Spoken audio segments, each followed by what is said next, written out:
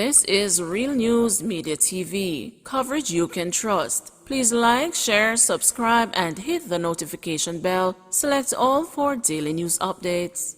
Good afternoon, my Real News Media TV family. Welcome back to the channel for another news update for July 9, 2023. And in the news this afternoon, 18-year-old woman in custody over stabbing death of 31-year-old man in St. Andrew. An 18-year-old woman has been arrested over the stabbing death of a 31-year-old man last night in Mount Ogle District in Lawrence Tavern, St. Andrew. Reports are that about 8:15 p.m., West was stabbed with a knife during a dispute with a woman. The police say the two lived at the same location and that the dead man was the woman's ex-uncle-in-law. The two had an initial confrontation from which the woman reportedly ran to another house. The stabbing reportedly took place during a second altercation after the two met in a walkway leading to their yard. West collapsed and was assisted to the Kingston Public Hospital, where he was pronounced dead. A knife believed to be the murder weapon was retrieved from the scene, the news understands. Cop hospitalized in St. James with gunshot injuries. A policeman has been hospitalized at the Cornwall Regional Hospital in St. James with reported gunshot injuries. The circumstances surrounding the incident, which took place in Montego Bay about an hour ago, are not clear. The cop is reportedly stationed in Hanover but lives in St. James. Telephone calls to the police leadership in St. James and Hanover have gone unanswered. So too have called to the police's corporate communications unit. This is a developing story, more details to come. Man flees from police, leaving firearm behind on Beeston Street. A team of officers assigned to the Kingston Western Police Division seized one prohibited weapon and 17 rounds of ammunition during an operation on Beeston Street on Saturday. Reports from the Denham Town Police are that about 8:15 p.m., lawmen were on patrol in the area when they saw a group of men along the roadway, one of whom was reportedly holding what seemed to be a firearm. On seeing the police team, the man allegedly dropped the item on the ground before making his escape on foot. The item was retrieved and upon closer examination was found to be a 9mm Taurus pistol with a magazine containing 17 9mm rounds. No one was arrested in relation to this seizure. Firearms seized during alleged confrontation with police in St. Elizabeth. Lawmen assigned to the Black River Police Station are now in possession of a prohibited weapon that was seized during a shootout in Spring Park in the parish on Saturday. Reports are that about 6 p.m., a gunman was shot as he engaged in a gun battle with the police.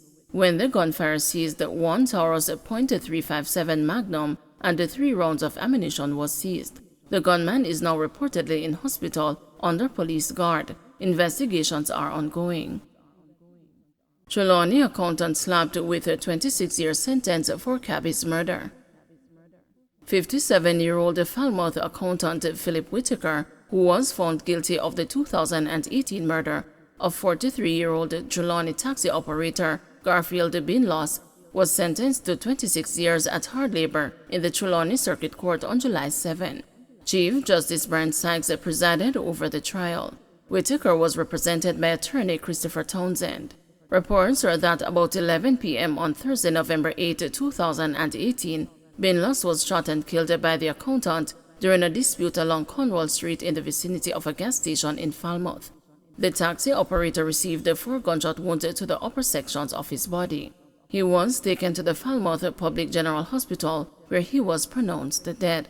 Following the shooting, Whitaker went to the Falmouth police station and reported that he had a dispute with Binloss, who was driving a gray Toyota Wish motor car.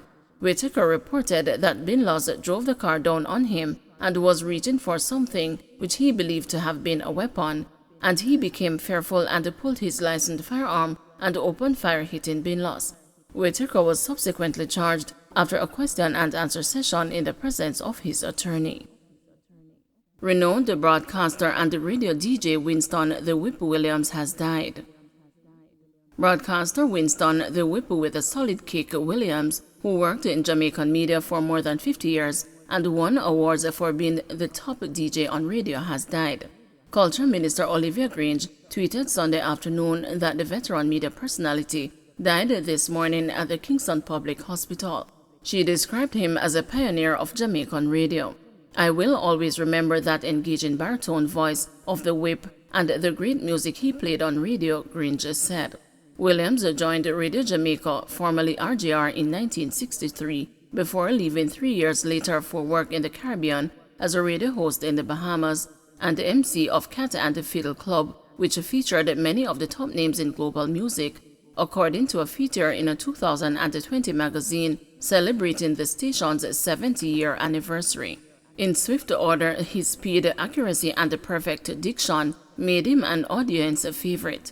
Trained by the late iconic theater and radio producer Wycliffe Bennett, Williams excelled, it said. He returned to Jamaica in 1967 and joined the Jamaica Broadcasting Corporation as host of an afternoon show as the Whip with a Solid Kick, going head-to-head with Radio Jamaica's El Numero Uno Don Topping. While at JBC, he also read radio and television news.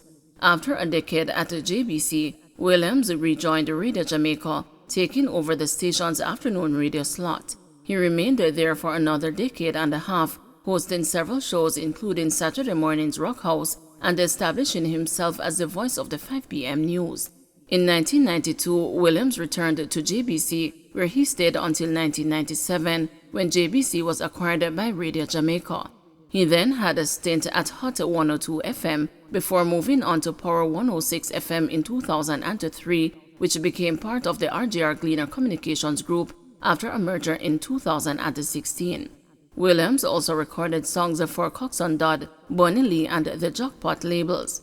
The late broadcaster won many awards, including the El Suzy Red Stripe Award in 1972 as the best DJ on air. Police constable shot dead in suspected suicide. A police constable is dead after he was shot in the head at his home in Hanover on Sunday afternoon. He died while undergoing treatment at hospital. Preliminary information and observations suggest that the shot was self-inflicted, authorities say. Information reaching the news is that the police constable had been suicidal in recent times. Police say that several suicide notes were also found in the home since the incident. The deceased officer's identity has not been released. Stepfather fit to plea re 9-year-old girl's brutal rape and murder.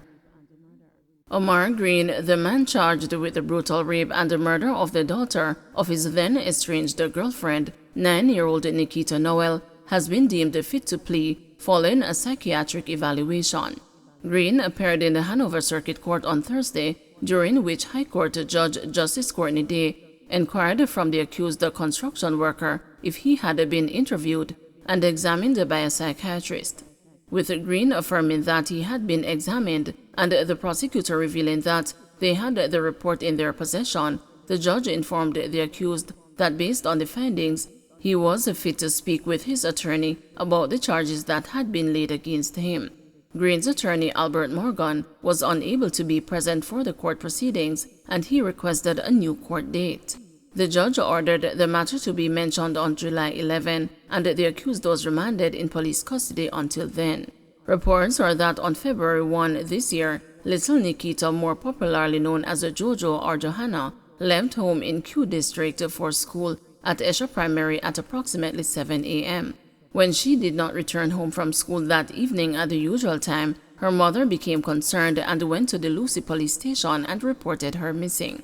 A subsequent search in the community by police, with the aid of residents, led to the discovery of Nikita's body in bushes at the side of the road, some distance from her house, at approximately 7:30 p.m. that day.